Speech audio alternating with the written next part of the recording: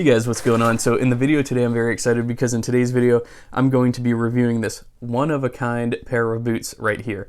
These are the Pigeon Tree Crafting / Santalum collab number 4. Now my buddy Isaac at Pigeon Tree Crafting, who I'm a big fan of his belts. I've reviewed many of his belts before. I have probably 12 or 15 of his belts. I'm really in love with his belts. Well, recently he started doing, in the last year or two, he started doing collaborations with Santalum, which is a boot brand that has been on my radar for quite some time. I'm finally starting to branch out, get boots from that side of the world. And so this is Isaac's 4th collab with Santalum, and everything about this whole process was just so awesome. The ordering process, the sizing process, everything was really well done, I have to say.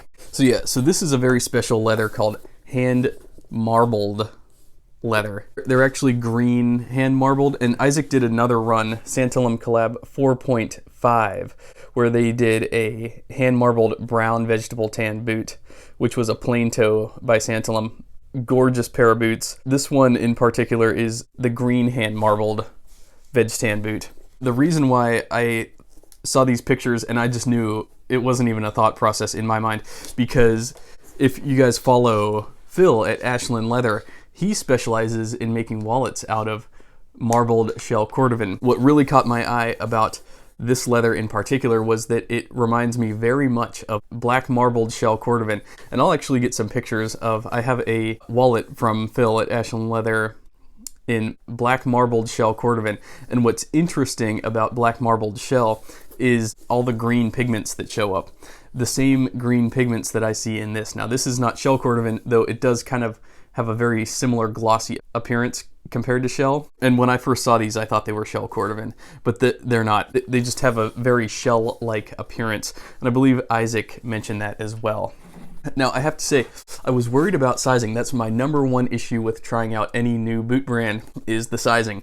Well, in this case, I was very lucky because Santalum, the way Isaac did it was he said basically, give me as much information as you can. Like, give me your Red Wing size, your Alden size, your Thursday size, your Thoroughgood size, your Grant Stone size, your Viberg size. And so I gave them as much sizing information as I could.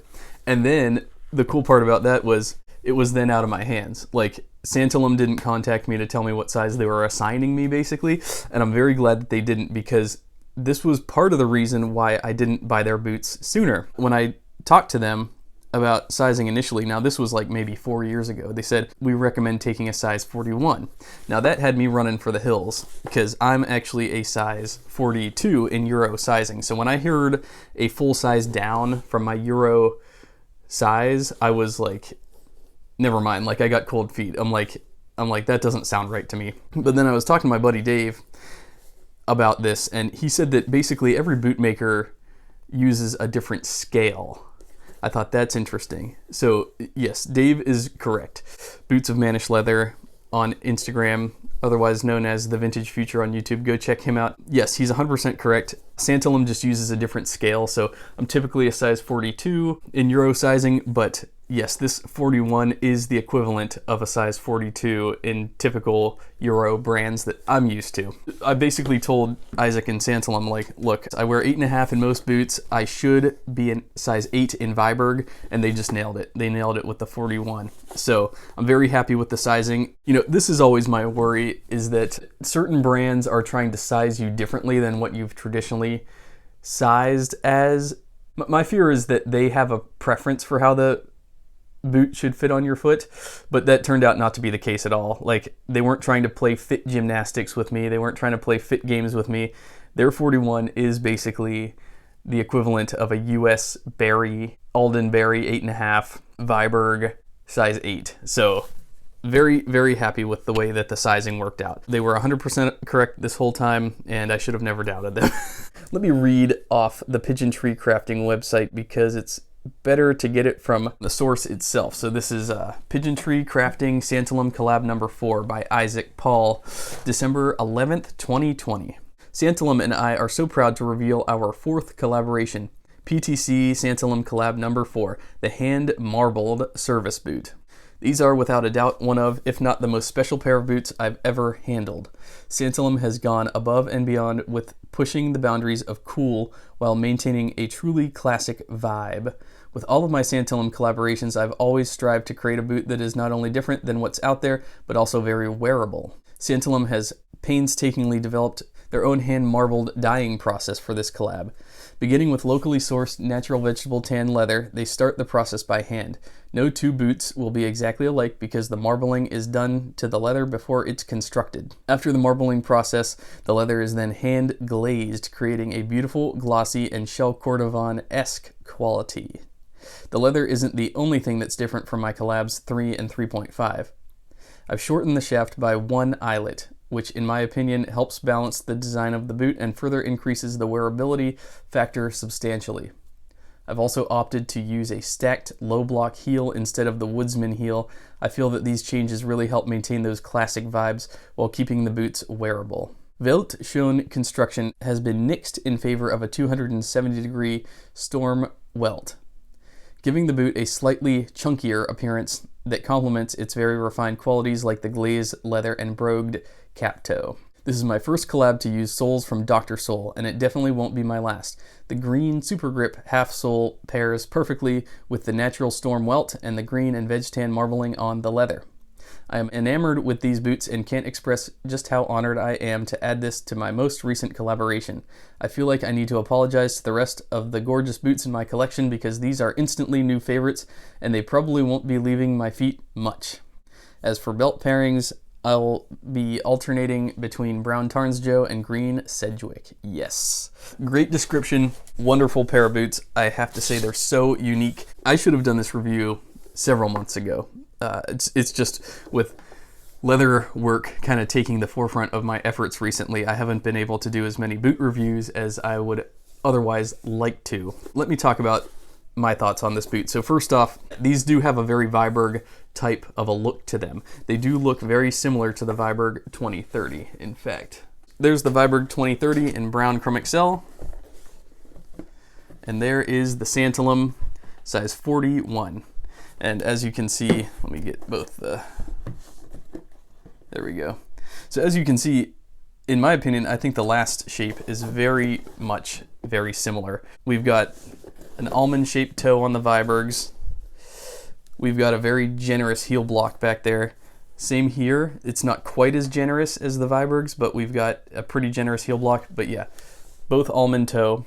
They both incorporate very wide eyelets. I think the Santalums, no, they were about the same circumference. Very chunky wide eyelets.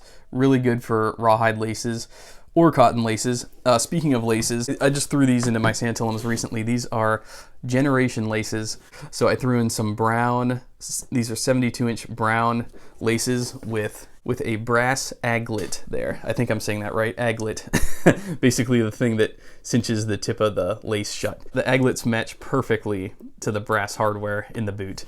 And I think that you could do green laces, and in fact I did, but you can also do brown. And like Isaac's saying, you could pair this boot with a tan belt, with a brown belt, or with a green belt. All three work because there's lots of notes of oranges, yellows, browns, and greens all throughout the surface of the leather. This is a really versatile boot, as crazy as it looks. What's interesting to me is the marbling. To me, it's quite obvious that yes, certain areas do look marbled. Like right here, this appears to be fairly marbled, but then other areas look like there's a paint brush streak. And that's what I'm seeing. That's actually what I'm seeing mostly throughout these boots are like paintbrush strokes. My favorite part of these boots is right here on the heel counter on the left boot.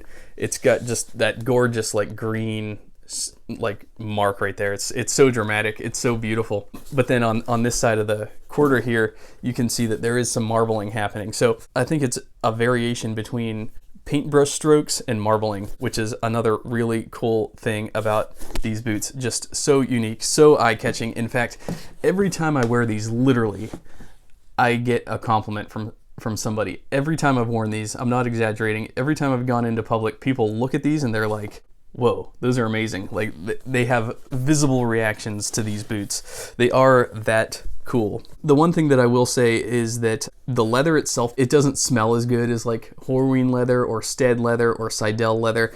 It actually has kind of a metallic smell to it. Vincent Truman was telling me that some tanneries use nickel in their tanning process on the leather. Some heavy metals can be used in the tanning process, such as chromium, nickel, and manganese. And I believe that, this is just my hunch, but I do believe that probably nickel is in this leather because it's got kind of a, it just doesn't smell like the other leathers that I traditionally have. It does just kind of smell like there was chromium salts I'm seeing, but I assume chromium is associated with Chrome Excel, which Chrome Excel has a wonderful smell to it. There's something in the tanning process of this leather that gives it a different kind of a smell than I'm used to experiencing. So if anybody knows what that is, because it is sourced from Indonesia itself. Yeah, so the leather was sourced from a local Indonesian tannery. It's very high quality leather, very rugged. Don't get me wrong, it's not anything against its function as a leather. Part of the leather experience is the smell. That's just something I noticed. Not a huge deal at all. So yeah, let's talk about the design a little bit. So yeah, I love the perforated cap toe design on these. It just gives it a wonderful pop. And these are actually like over engineered, over stitched. Like there's 4 rows of stitching to hold down the cap toe, 4 rows of stitching the quarter to the vamp here.